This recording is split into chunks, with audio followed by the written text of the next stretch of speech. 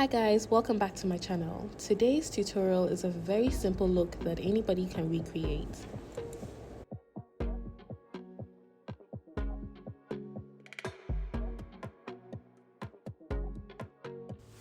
Her skin has already been prepped, so the next thing I'm going to do is apply her foundation, and I'm using a buffing brush. This brush is very good when you're applying your foundation because, as you can see, it blends the foundation in beautifully and it helps to give you the natural look that you want. Next, I'm going to use my concealer to highlight, and also you can see she has like some dark circles or some, her eyes have gone in. So I'm using the concealer that has a bit of a yellow undertone because that's the color of the undertone.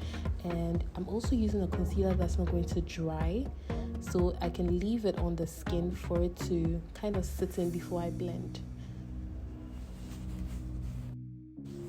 So I'm just going to do the other side, but you can see right now the power of the concealer. So you can see when you compare the right to the left, you can see how flawless one side looks versus the other side.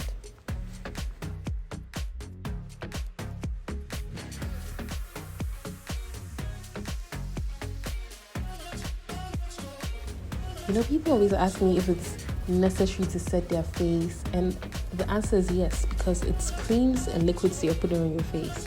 Once you put creams and liquids on your face, you need to lock it in. So you lock it in or you set it with a powder. The reason why people ask that is they don't like the cakiness of the powder.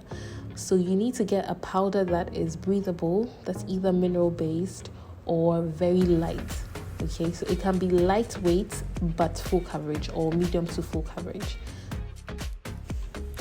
Now with the powder, you always need two shades. You need a true shade, which is whatever shade you use all over your face, and then you need a lighter shade to set under the eyes. When you're creating warmth, you're taking any product that has oranges, especially for brown skin. You're taking any product that has oranges, brick reds, yellows, browns. Those are the beautiful warm colors that you want to use to warm the skin, and that gives the skin a flesh-like tan.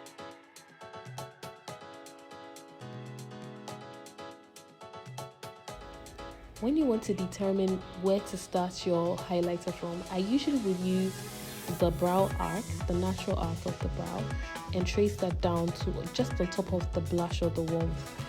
And that's exactly where I place the blush, and I just pull that upwards. So the highlighter doesn't go anywhere beyond that area.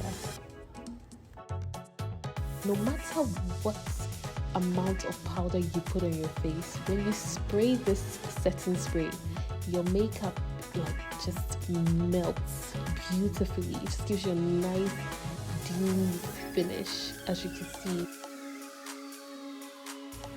Now we're done with the skin, let's move on to the eyes.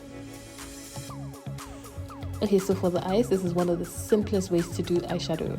So you need one color that serves as both your transition and your end color. And I'm using a brick red orangey hue eyeshadow. And this is a matte eyeshadow, so please just take note. I'm blending into the crease and also to the end of the eyelid.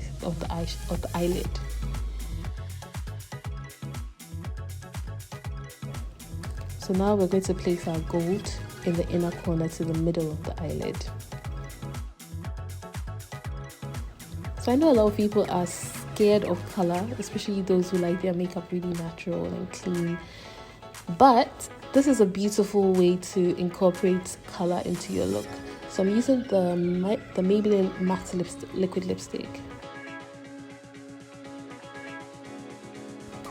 I think I'll have to do a detailed video on how to apply lashes on yourself, but I like to use a SLANT tweezer to apply lashes. So this is one of the best products from Maybelline, in my opinion. It's the ultra slim brow pencils, because they come in really good shades of brown, and you can see that it literally looks like her brow hairs.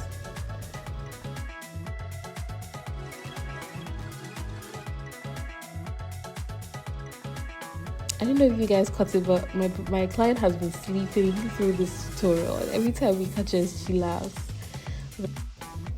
So after filling in the brows, we have to clean the brow up with an angled brush, and I'm using, of course, the CVL Beauty 052 angled brush. And just as we did with the skin, wherever you place liquids or creams, you make sure you set it with a powder. So that's what we did just now. Now we're going to repeat the same thing we did. Notice we're focusing on the brow tail and the brow arc, because our client has really nice full hairs and she's not allowing me to trim her brows, which is something you would get a lot with the models. So please note that you can still do your eyebrows without trimming.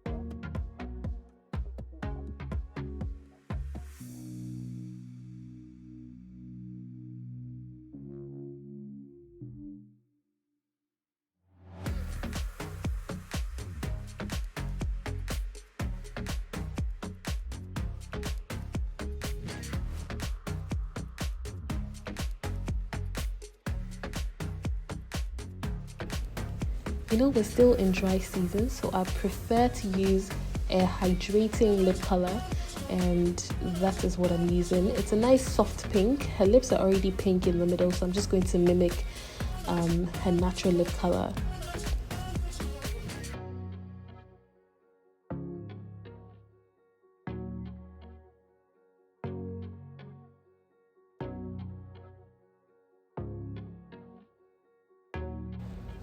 And of course, what's a look without gloss?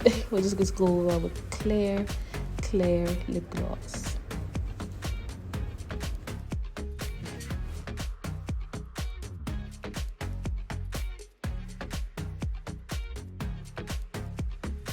Now, before the client goes, you have to make sure she is on point.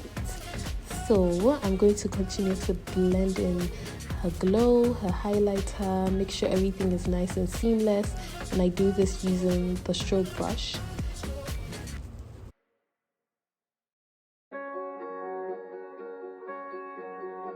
Makeup look. This look can be done for bridesmaids, for brides, for the everyday woman.